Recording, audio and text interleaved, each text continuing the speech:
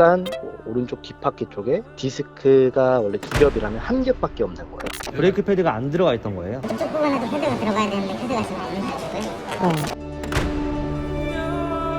전 자칫하면 큰 사고로 이어질 수도 있었겠다라고 생각을 하고 BMW 고객센터 팀장님한테 전화가 왔어요. 저희는 이쪽 서비스센터에 대한 총괄 저는 이쪽 매니저를 하고 있고요. 지점장보다 윗선입니다. 저를 아름으로 인해서 어드밴티지가 상당히 많으실 거예요. 저희가 고객님한테 드릴 수 있는 건 타이어라든지 이제 그런 부분을 좀 지원을 해드리려고 해요. 제가 요청했던 부분까지밖에 못 해준다라고 지금 얘기를 하시는 거예요. 아니 그게 아니고요. 그래서 지금 말씀드린 대로요. 녹가루 관련해서 그쪽 부위는 뭐 처리해달라. 그래서 그 부분에 대해서 광고를 해드릴 거고요. 그리고 기본적으로 고객님께서도 이제 뭐 온라인 커뮤니케이션이라든지 온라인에서 많이 보셨겠지만 그 레몬법이라는 게 생겼거든요. 아시죠?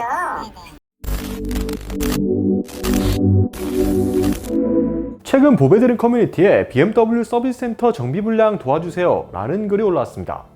중고차를 구매한 이 차주는 얼마 지나지 않아 브레이크 경고등이 점등되어서 서비스 센터에서 브레이크 패드를 교환했는데 이후 주행을 하면서 알 수 없는 이상한 소리가 계속 났던 겁니다. 소리의 원인이 무엇인지가 드러나자 네티즌들은 경악을 금치 못했는데요. 오늘은 BMW 서비스 센터 정비 불량 건으로 제보해주신 3시리즈 차주분의 이야기입니다.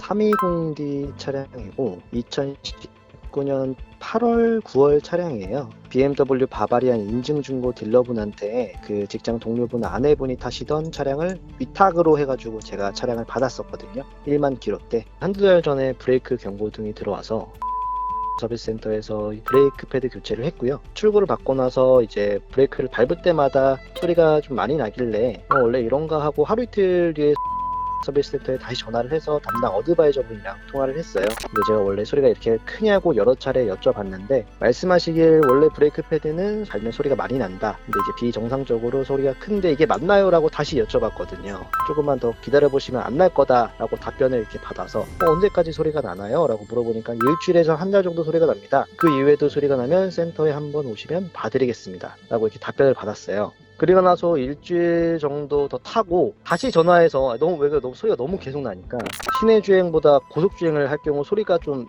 더 나는 게 늦어질 수도 있다고 얘기를 하더라고요. 저는 시내 주행을 더 자주 하는데요 라고 다시 말씀을 드렸죠. 일단은 조금 더 지켜보시고 그때도 소리가 계속 나면 센터에 와라 라고 답변을 받아서 저는 그 말을 믿고 이제 계속 운행을 했습니다.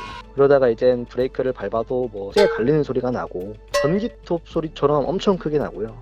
기어를 드라이브나 후진 기어를 놓고 브레이크에서 발을 떼면은 차가 천천히 나가잖아요. 근데 차가 안 나가는 거예요. 그래서 뭐지 싶어서 이제 세게 밟으니까 드드득 하면서 뭐가 걸리는 것처럼 이렇게 움직이더라고요. 그래서 저는 거기서 뭐가 잘못됐구나. 바로 서비스 센터에 전화를 했고 담당 어드바이저 분에게 말씀을 드렸더니 일단 브레이크 패드 문제가 아닐 수도 있다. 다른 문제가 있을 거다. 센터에 입고를 시켜라. 직접 끌고 오세요. 이렇게 말씀을 하시는 거예요. 제가 막 따졌죠.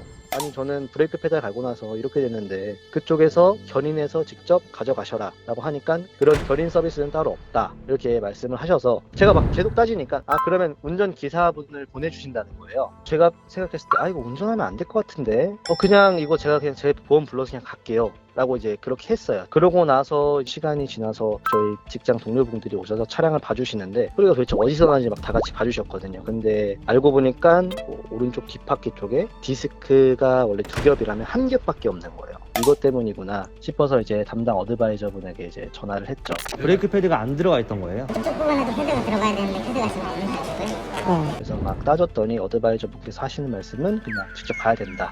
정체불명의 소리는 브레이크 정비불량으로 인해 발생한 소음이었습니다. 2장이 있어야 할 디스크가 1장밖에 없는 상태. 이거는 한숨이 나오죠. 그런데 확인해보니까 디스크만 없는 게 아니었습니다.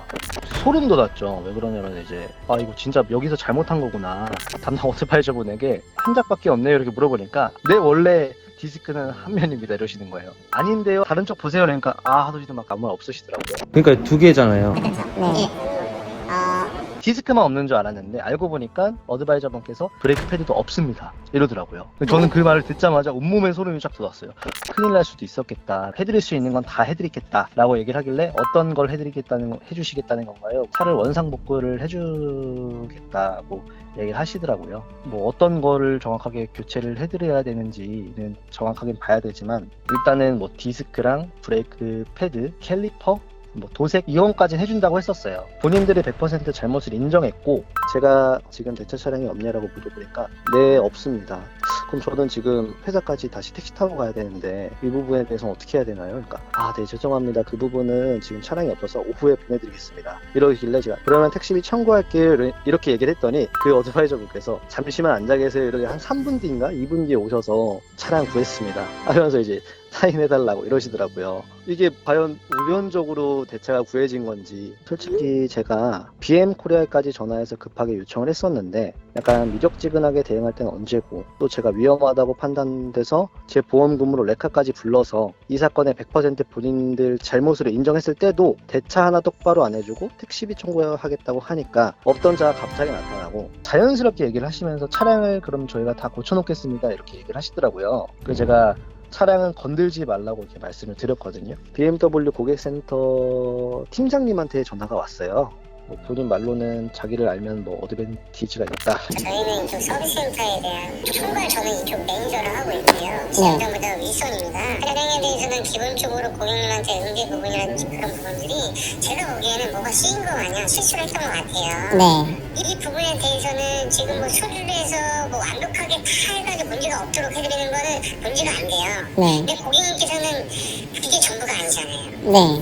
네. 저를 아무로 인해서 어드밴티지가 상당히 많으실 거예요. 뭐 얼마나 대단한 걸 주신다는 건지 저는 그런 거 필요 없어도 잘 먹고 잘 살 수 있는데, 도배드림으로 좀 시끌벅적해지니까 본인들 이미지 타격 때문인지 뭔지 결국 구렁이 담 넘어가듯이 넘어가려는 자세가 너무 기분이 나빴고요. 전 자칫하면 큰 사고로 이어질 수도 있었겠다라고 생각을 하고, 본인들의 이미지와 본인들의 처신만 생각한다는 태도가 도저히 원만한 해결을 하고 싶지 않게 만들었어요. 저는. 브레이크 패드가 없고 디스크조차 제대로 조립하지 않은 상태에서 주행을 한다. 이거는 정말 생각만 해도 소름 돋는 일이죠. BMW 측은 정비가 실임을 100% 인정한 상태고요. 처음에는 미적지근하더니 보배드림에 글을 올리고 공론화가 시작되니 그제서야 보상안을 준비해서 연락을 주겠다는 답변을 받은 상태였습니다. 그런데 그 이후 연락이 왔다고 하네요. 어떤 내용이었을지 들어보시죠.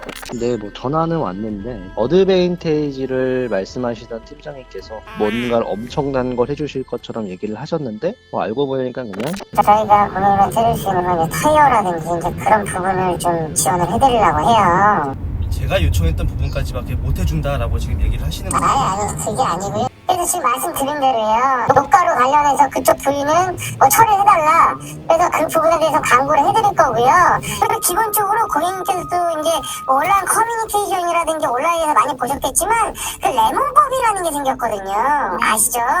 타이어를 해주는 거고, 뭐 드라마틱한 보상을 원하는 거면은 레몬법을 안 알면서 이렇게 막 법으로 약간 이런 식으로 말씀을 하시는 게 저는 거기서 기분이 좀 많이 상당히 나빴고, 저는 그거에 대해서 아직도 뭐 진중한 사과는커녕 저를 진상 고객처럼 대처하시는 게 너무 화가 나고, 아직도 솔직히 아무리 고쳐온다고 해도 지들이 그렇게 해놨으면은 끝까지 책임을 져야 되는 게 맞다고 보는데, 무작 해준다는 게 뭐 타이어 도색, 너니까 특별히 해줄게, 이런 식의 대응 자체가 저는 너무 화를 나게 만들었고, 지금 그것 때문에 시관과 일도 못하고 있고 너무 정신적으로 피해가 많이 받아서 좀 고생을 좀 많이 하고 있어요. 그래서 결과적으로 저는 그 차를 별로 타고 싶지 않은 건 사실이죠. 자료 화면들을 보면 아시겠지만 패드조차 없이 조립이 되었다면 브레이크 패드 대신 캘리퍼 피스톤이 디스크와 직접적인 마찰을 내면서 괭을 냈던 거죠. 약 3주간 운행을 하면서 쇠와 쇠끼리 부딪히며 깎여나가는 소리였던 겁니다.